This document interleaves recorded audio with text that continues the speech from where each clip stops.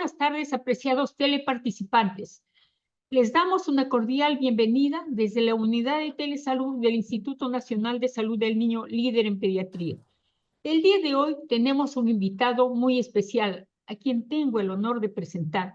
Se trata del doctor Juan Carlos Pardo Valdespino, médico especialista en ortopedia y traumatología, con maestría en epidemiología clínica por la Universidad Peruana Cayetano Heredia, fellow en ortopedia oncológica en el INEM, director del Departamento de Ortopedia y Oncología en el Instituto Nacional de Enfermedades Neoplásicos, conocido por nosotros como INEM, staff de Ortopedia Oncológica de AUNA Oncosalud, miembro de la Academia Peruana de Cirugía, miembro titular de la Sociedad de Ortopedia y Traumatología, miembro titular de la Sociedad de Cancerología, miembro de la Academia de la Sociedad Latinoamericana de Tumores Musculoesqueléticos, miembro de la Academia Americana de Cirugía Ortopédica, fellow en el Colegio Americano de Cirujanos, miembro de la Sociedad Internacional de Cirugía de Prevención de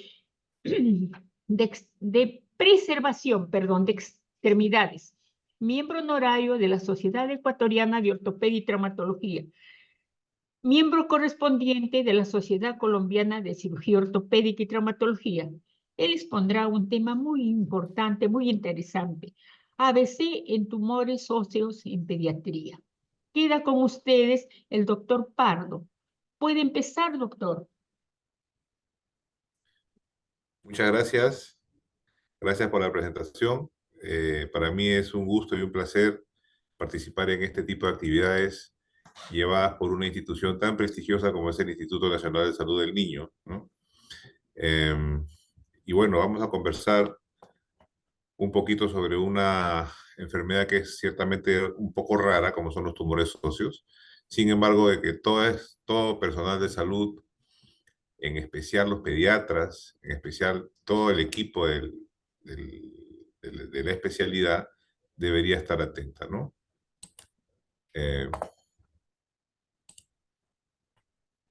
Quisiera que me confirme si ve mi pantalla. Inicie, doctor, compartir. Ya, sí, ya se ve. Sí, perfecto, doctor.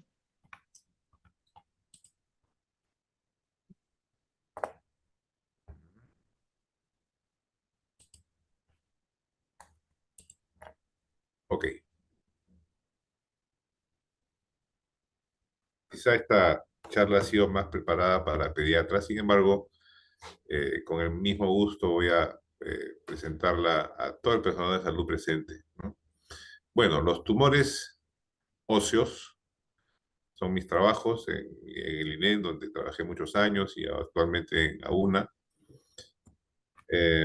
Algunos objetivos, lo ideal es que aprendamos después de esta conferencia muy pequeña a identificar y diagnosticar un tumor óseo, a evitar retrasos innecesarios en el diagnóstico o la derivación y algunas pautas de manejo inicial de los tumores óseos, ¿no?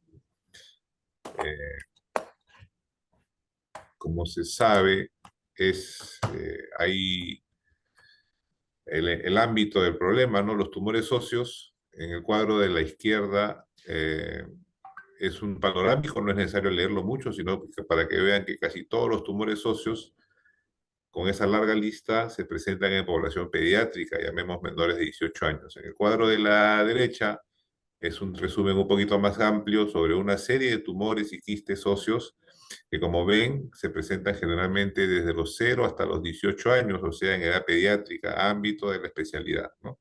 Es un problema, los tumores óseos en general y los malignos en particular, un problema pediátrico, eminentemente, ¿no? Entonces, los pacientes, eh, generalmente existe un retraso en que el paciente acuda a la consulta con el especialista en tumores, ¿no?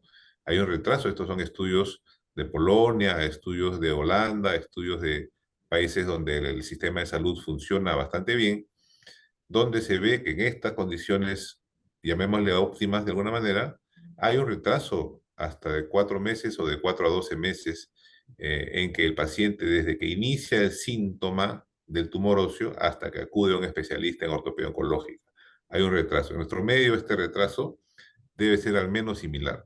Y como vemos en este otro cuadro, la mayoría o el grueso de causas de retraso en estos tres tumores, que son tumores malignos, se debe a retrasos por parte del paciente.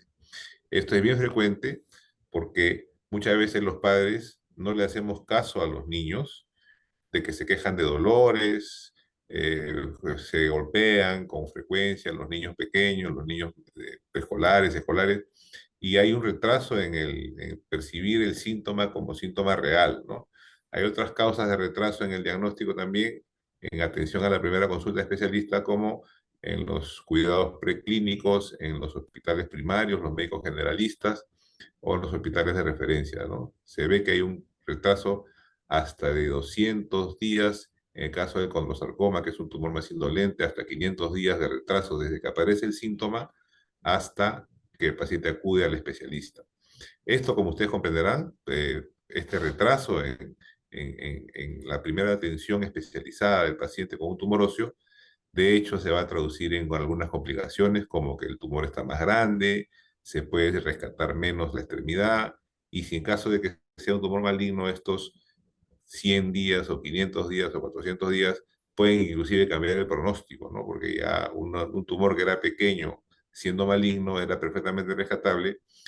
Con el paso del tiempo, por este retraso en la atención primaria, en la atención de la primera consulta, puede ser fatal en el pronóstico, ¿no?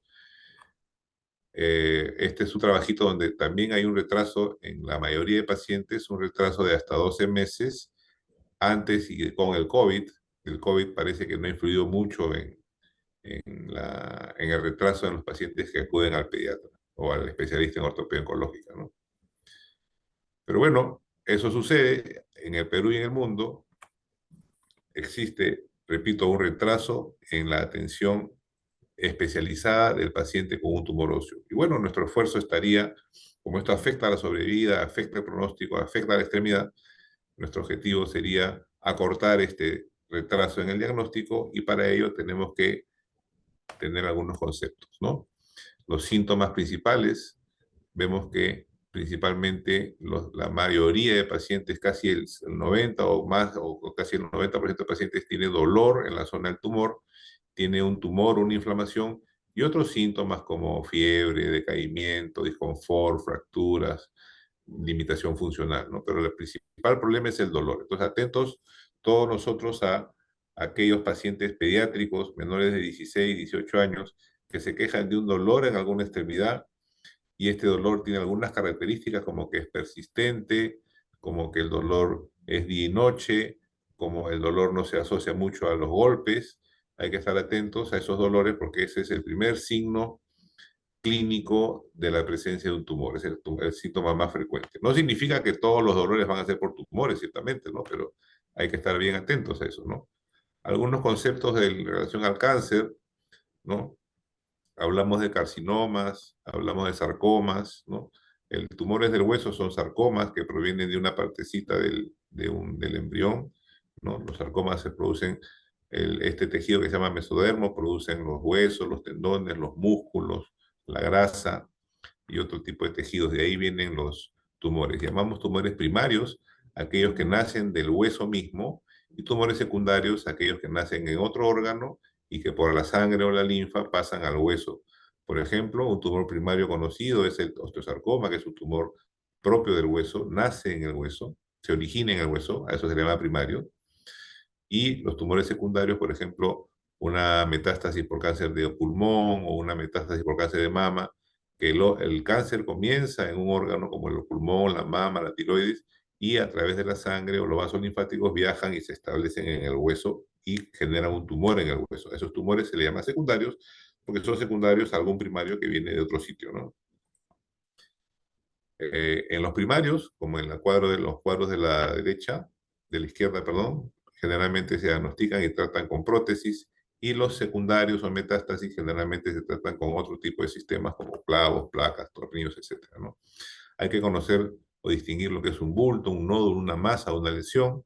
El nódulo se caracteriza por ser menor a 3 centímetros, y el resto sí se puede definir bien de acuerdo al aspecto, ¿no? Por ejemplo, que tenemos una masa en el muslo, en el lado izquierdo, tenemos un bulto y tenemos un nódulo menor de 3 centímetros, hablar con cierta propiedad, ¿no? Acá tenemos en el dorso del pie un pequeño nódulo, en la parte poplitea de una rodilla, una pequeña masita, en la parte del muslo tenemos una gran masa y en la parte proximal, lesiones todas, ¿no? Los tumores óseos, por suerte, son bien raros, menos del 1%, menos del 1% de los tumores malignos. El diagnóstico se hace con el examen físico y con una radiografía. La radiografía funciona muy bien, y es suficiente generalmente para diagnosticar un tumor, inclusive decir si es maligno o benigno, si es agresivo o poco agresivo, ¿no? Existe un manejo ya establecido por esta guía, que es la que usamos en el Perú, donde el paciente, desde que tiene una lesión ósea que es sintomática, llámese que le causa dolor, asociado a una radiografía que es anormal, donde se ve algún tumorcito, ya tiene un fluxograma establecido.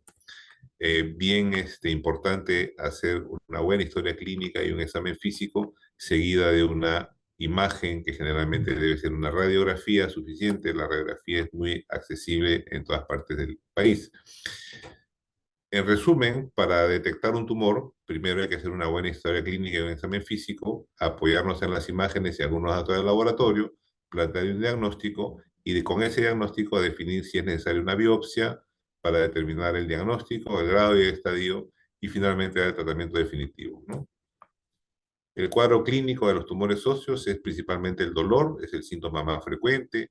También puede haber un poco de calor local, también puede haber un poco de inflamación, enrojecimiento de la zona, pero el dolor es casi constante, ¿no? Es casi el síntoma más constante, más frecuente. El dolor inicialmente es inconstante, por ratos viene, por ratos va, generalmente es en la noche, muchos le llaman dolores del crecimiento, es peor con la actividad física, ¿no? En etapas tardías, cuando el tumor ha crecido un poco más, ya es un dolor constante, persistente, incluso al reposo, ¿no? Hay inflamación, hinchazón, nódulos, masas, tumores, a veces hay fracturas, hay también síntomas constitucionales como baja de peso, fatiga, palidez, fiebre, a veces se generan ganglios en la ingle, qué sé yo, ¿no? El tumor, ya definiendo o tratando de describirlo mejor, debe ser descrito en la historia clínica de acuerdo a su superficie, si es un tumor liso, si es un tumor rugoso, si es un tumor lobulado, de acuerdo a la consistencia, si es un tumor duro, de consistencia aumentada, pétreo, blando, si tiene bordes bien definidos o mal definidos, si es un tumor superficial de la piel, de la grasa, del músculo, o es más profundo, si es una masa móvil o fija, ¿no? Por ejemplo, los tumores del hueso generalmente son fijos porque están fijos al hueso, si dependen del músculo, de la piel, de la grasa, si existen cambios en la piel, como esa piel de naranja, si tienen alguna circulación colateral, y si es que existen o no ganglios regionales. Todo eso debe estar descrito y evaluado de manera muy correcta, ¿no? Atentos a los tumores de las extremidades, de los brazos, de las piernas, sobre todo de los muslos, tumores blandos de más de 7 centímetros, ya podría corresponder a un tumor maligno, hay que estar atentos, ¿no? Y de evitar, pues, hacer las resecciones en el tópico o hacer las resecciones en un consultorio que no está habilitado. Este es el caso de una serie de televisión que con frecuencia se ve en mi casa, que es una doctora que reseca un montón de tipos de tumores en su consultorio. Eso no está correcto, no se debe hacer, no se debe seguir. Siempre tiene que hacer en una institución, en una sala de operaciones con todas las de la ley, ¿no? En los tumores óseos existe un equipo. El equipo está formado por el traumatólogo, oncólogo, ortopedista, oncólogo y por otros especialistas en patología del hueso, en oncólogos clínicos, ortopédicos, en radiólogos oncólogos, en radiólogos musculoesqueléticos y también con la participación de cirujanos de tórax, plásticos y otros más para el tratamiento correcto de todo lo que son los tumores óseos, sobre todo los tumores malignos, ¿no? En cuanto a las imágenes, contamos con todo el armamentario, sobre todo la radiografía, que ahora es una radiografía digital, que se nota mejor, mucho mejor la trama trabecular, como vamos a ver ahora. Sin embargo, también contamos con tomografía, resonancias, gamografías, etcétera, ¿no? Por ejemplo, esta es una radiografía de un húmero, donde con bastante claridad se ve en la diáfisis una lesión oscura, lítica, destructiva. Tenemos a la tomografía que me da el plano profundo, donde se pueden detectar lesiones en las costillas, en huesos pequeños y grandes. Tenemos la resonancia magnética que me da el detalle de las partes blandas, si es que hay un solo tumor, varios tumores. Tenemos la gamografía ósea que está hecha para detectar todo el esqueleto en un Que no sea solo otra. imagen, ¿no? Tenemos acá, por ejemplo, una lesión en la Uy, ilíaco, varias lesiones en la columna, las costillas del húmero. La gamografía ayuda mucho. Y últimamente tenemos el PET scan, donde me da una idea muy apropiada, muy aproximada de toda la extensión de la enfermedad en caso de tumores malignos, ¿no? Imágenes es bien importante. Básicamente lo que más usamos son la resonancia y el PET scan en la detección y en el estadiaje de los tumores malignos sobre todo, ¿no? Por ejemplo, esta es una radiografía simple donde se ve perfectamente todos los huesos, se ve la malla trabecular, al costado hay un tumor, la misma radiografía de otro paciente donde se ve a nivel del húmero una lesión destructiva, lítica, donde se adelgaza la cortical, se nota clarito que acá hay un tumor. En este caso es un tumor benigno, es un quiste óseo, sin embargo, hay que notar la diferencia entre el hueso sano y el hueso enfermo, digamos, ¿no? Si se omite eso, no puede ser. Acá tenemos otra radiografía del codo, donde se ve todas las trabéculas, las columnas, el traumatólogo, el pediatra debe conocer al detalle cómo se define un huesito sano, y conociendo un huesito sano se puede dar cuenta en la radiografía de la derecha, donde acá tenemos un niño con una paleta humeral que tiene una gran lesión lítica asociada a ciertos trazos de fracturas, con bordes bien definidos, etcétera, en relación a un quiste óseo también, ¿no? Estas radiografías de la izquierda fueron informadas como normales, sin embargo, en la de perfil se ve acá, obviamente el paciente tenía dolor en el codo, ¿no?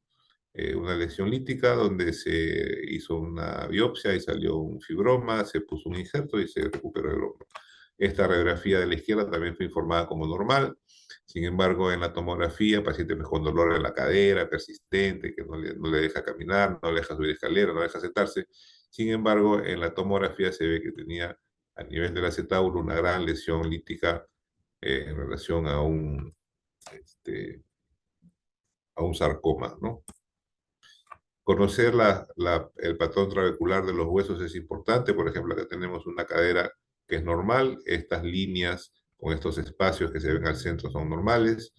En caso de la radiografía de la derecha se ve que estas líneas han sido interrumpidas. Hay una lesión oscura, lítica, que interrumpe el patrón trabecular habitual en relación a una metástasis ósea en una cadera de una paciente con cáncer de mama. Acá hay otro caso, este es el mismo patrón trabecular de un fémur normal. En las radiografías de la derecha, también informadas como normal, se aprecia que a nivel de la cabeza femoral tiene una lesión media oscura, lítica, con margen esclerótico, en relación a una cosa que se llama condroblastoma epifisiario, que tiene que ser diagnosticado solamente con rayos X, ¿no? Este es otro caso emblemático que siempre presentamos. Esta fue otra chica con una radiografía informada como normal. Sin embargo, si tomamos algún detalle, vemos que en este lado de la pared posterior del fémur distal se ve una mancha blanca como una reacción perióstica, como si fuese candela, como si fuesen flamas, ¿no? Se le hace una resonancia magnética y se encuentra un tumor enorme dependiente de la cortical posterior del fémur, y era un osteosarcoma, ¿no? Tumor maligno. Otra radiografía, la de la izquierda, informada como normal, pero vean cómo el patrón trabecular normal se ha interrumpido y acá se ha generado una lesión lítica redonda, grande, con cierta trabeculación que no se ve bien. Sin embargo, en la tomografía vemos claramente un tumor destructivo en el caso de un mieloma, ¿no? Entonces, en la radiografía tenemos que manejar variables, tenemos que manejar localizaciones, en la radiología los bordes, el patrón de destrucción, etcétera, detalles un poco más técnicos para los especialistas, ¿no? Los tumores tienen cierta ubicación, hay tumores que están en la parte distal del hueso, otros tumores que están en la parte media. Eso es para que ustedes vean que cada tumor tiene una personalidad. Bien raro que un tumor que se quede en la cortical, más raro que atraviese la fisis del cartílago de crecimiento. Sin embargo, este esquema me dice que hay diferentes distribuciones de los tumores dependiendo de su ubicación, de su forma, de su relación con la corteza o el centro, nos dan ciertos datos muy importantes para poder diagnosticar, ¿no? Por ejemplo, esta es una lesión destructiva que se llama lítica, esta es una lesión mixta que tiene áreas líticas destructivas con áreas de formación de hueso aberrante, y esta es otra lesión que le llamamos blástica, que es blanca porque el hueso se llena de un tejido muy duro, pero a la vez muy quebradizo, ¿no? Diferentes patologías, diferentes imágenes, ¿no? Todas anormales. En cuanto a los bordes, tenemos tumores que son con bordes bien definidos, con bordes mal definidos. En cuanto al patrón de destrucción, tenemos patrón de destrucción geográficos, patrón de destrucción apolillado, patrón de destrucción permeativo. De izquierda a derecha es más agresivo. En relación a la matriz, todo esto es con radiografías, ¿no? Hay matriz de hueso, matriz de cartílago, matriz de minerales. Todo eso se puede ver con una radiografía, inclusive se ve muy bien la reacción del periósteo, si es tipo continuo, si es tipo interrumpido, si es compleja, si es simple. Todo eso se va a ver en una simple radiografía tomando cierto detalle, podemos diagnosticar, primero diagnosticar el tumor y segundo diagnosticar si es agresivo o si es poco agresivo, ¿no? La biopsia es muy importante. La biopsia tiene que hacer para determinar el diagnóstico preciso, el diagnóstico patológico. Se puede hacer con una aguja que tiene ciertas características o de tipo abierta que tiene otras características, ¿no? Siempre las cortes de las biopsias se hacen en relación a las líneas del cuerpo, y lo que se usa es una aguja, que en realidad son dos agujas que van conectadas a una especie de mango, y hay un disparo. Si el rojo es el tumor, cuando la aguja sale, la primera aguja interna, que tiene acá una especie de canastilla, inmediatamente después sale la otra aguja que corta un fragmento del tumor y se recupera un filamento como en el tubito, que este filamento se manda al patólogo y el patólogo lo estudia en sus láminas, en sus microscopios, ¿no? A veces las biopsias hay que hacerlas con un ecógrafo porque son muy profundas, porque no se pueden ver muy bien así con examen físico nada más. Las metas de tratamiento quirúrgico son la resección del tumor, preservar tanta función como se pueda, evitar la recurrencia del tumor, que se reconstruya con un sistema estable de carga inmediata y no alterar el tratamiento oncológico, ¿no? De nada vale a un paciente con un cáncer de hueso hacerle una cirugía que le va a demorar 6 meses en curar. Eso no se puede hacer. Tendríamos que hacer una cirugía que se recupere al toque, que el paciente se pueda parar casi de inmediato, ¿no?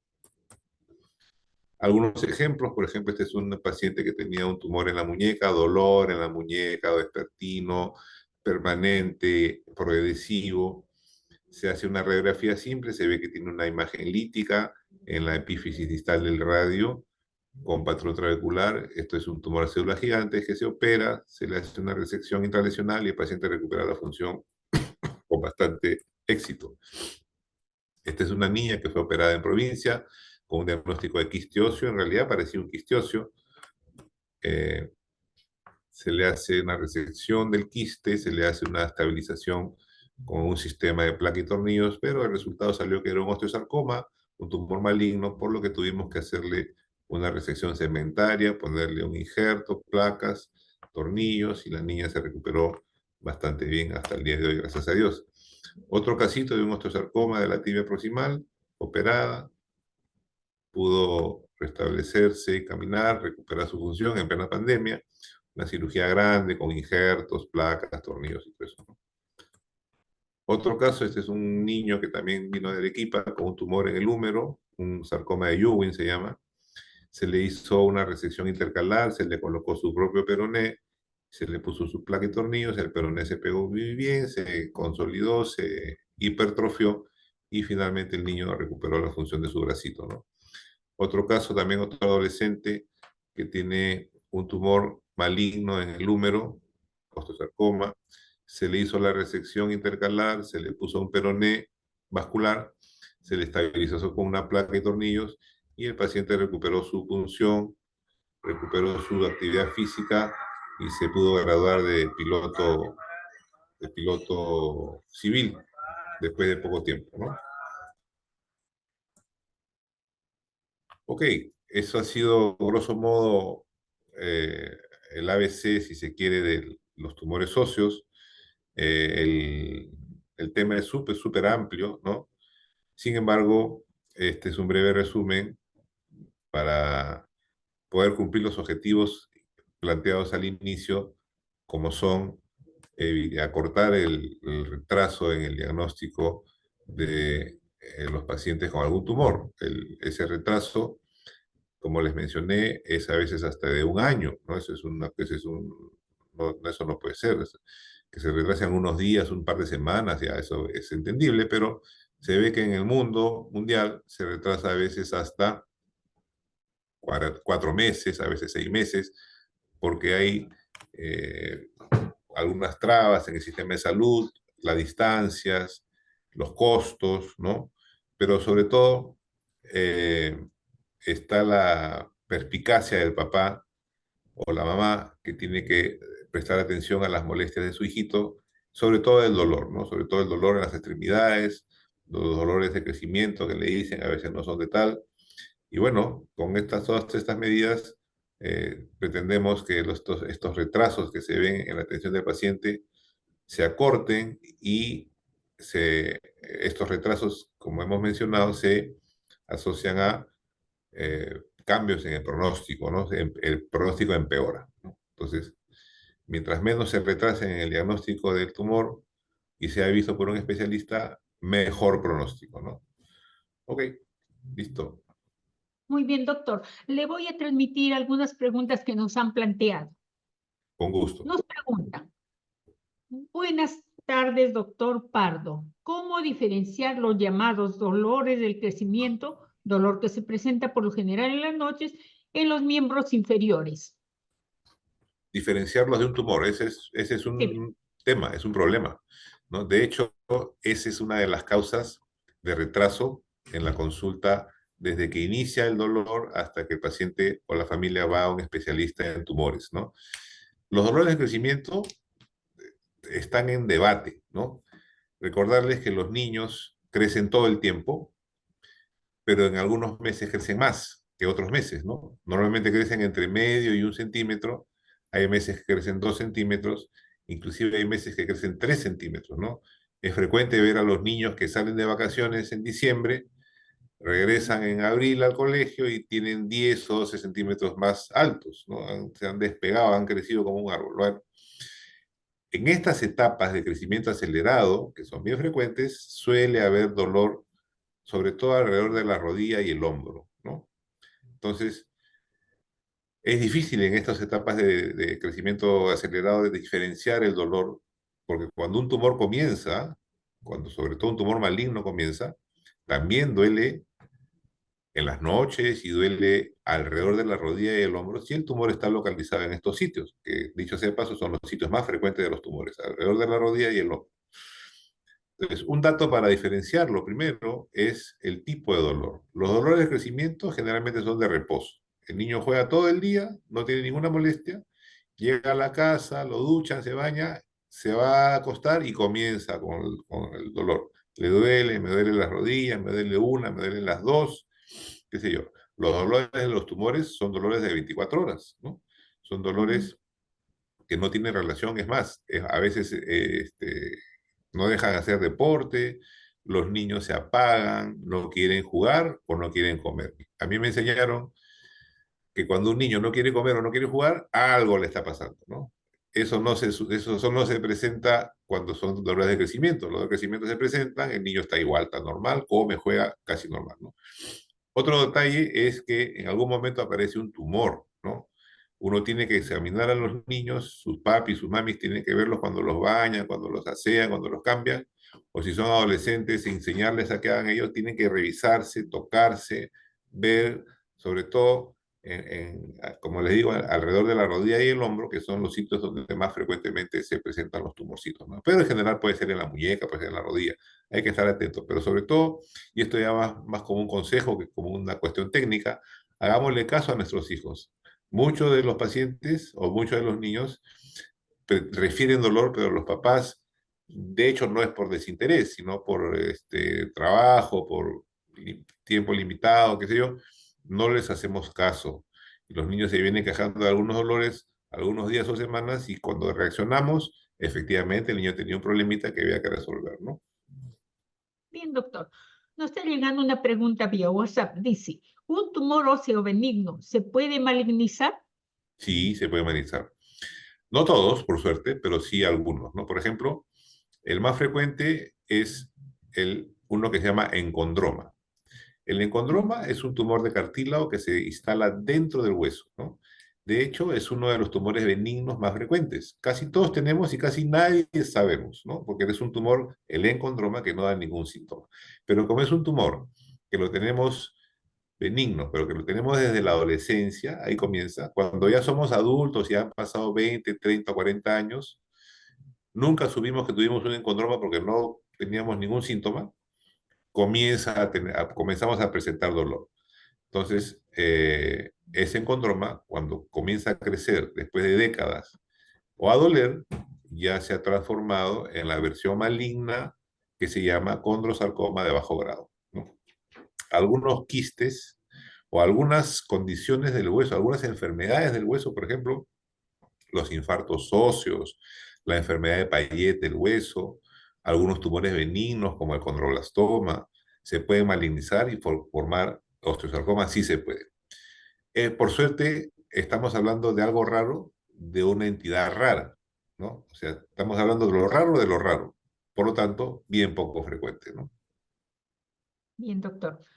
¿Cómo se elimina un tumor benigno o es mejor no tocarlo, no intervenir? Los tumores benignos, también hay tipos de tumores benignos, ¿no? Básicamente son tres tipos de tumores benignos. Los tumores latentes, que se comportan como un lunar en el hueso, ¿no? Una manchita, no crece nunca, latentes. Los tumores activos, que crecen muy lentamente, por ejemplo, el encondroma es un tumor activo, que crece muy lento, pero crece, ¿no? Y los tumores benignos agresivos, ¿no? Que crecen rápido y destruyen, pero son benignos, no tienen capacidad de dar metástasis y otras cosas. Entonces, ¿cómo se trata? Dependiendo. Si es un tumor latente, eso se diagnostica con una simple radiografía, ¿no? El tumor latente generalmente no da síntomas. Por ejemplo, un paciente se golpea la rodilla jugando fútbol, va a un hospital, le toman una radiografía y le encuentran una manchita. Le encuentran una cosa, una manchita, un tumorcito, bien frecuente que se llama fibroma nosificante. Entonces, el fibroma nosificante no es la causa del dolor, el dolor es por el golpe. Sin embargo, si este fibroma tiene ciertas características, si es pequeño, si ocupa la mitad del menos de la mitad del diámetro del hueso, solamente se observa y no se opera. Pero si es un fibroma nosificante descubierto de casualidad, que es grande, pues convendría operarlo porque ya entra el tema del riesgo de fractura, ¿no? En general, Bien, los tumores doctor. benignos, cuando son latentes y algunos de los activos se observan, ¿no? Se hace sus radiografías cada 6 meses y dependiendo de la evolución, algunos remiten solos, por ejemplo, algunos quistes óseos se eliminan con el crecimiento, algunos fibromas, casi todos, fibromas nosificantes, otros que se llaman defectos fibrosos metafisiarios, otros que se llaman defectos fibrosos corticales. El niño va creciendo y el tumor va desapareciendo, ¿no? Entonces, algunos benignos se observan, pero otros benignos sí hay que operarlos, ¿no? Dependiendo de cuán importante han comprometido el hueso, cuánto lo han destruido o avanzado, y eso se tiene que reparar pues, quirúrgicamente, ¿no? Bien, doctor. Nos preguntan, ¿a qué se refiere el triángulo de Codman? Ajá. Esa es una pregunta ya más técnica. Le voy a Ese- enseñar el triángulo de Codman. Voy a compartir de nuevo un ratito ya. Bien, doctor.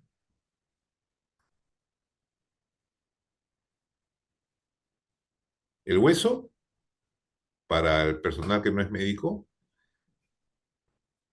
tiene una envoltura que se llama periósteo. El periósteo es la defensa del hueso. Entonces, cuando el hueso se ve atacado de alguna manera, el periósteo reacciona y lo defiende, ¿no? ¿Cómo lo defiende? Generando periósteo, ¿no? Por ejemplo, ay caray, dice,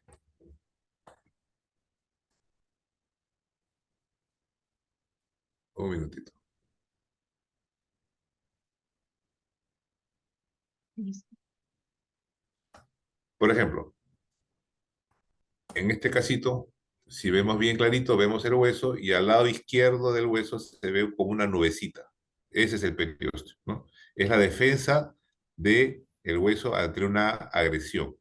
Un caso cantadito es una fractura. Uno se cae, se rompe la muñeca, o se cae, se tropieza, se rompe el tobillo, y el tobillo se repara en base a un callo óseo. Ese callo óseo, al comienzo es reacción perióstica, y después con el tiempo se solidifica y se convierte en callo que es tan duro como el hueso sano.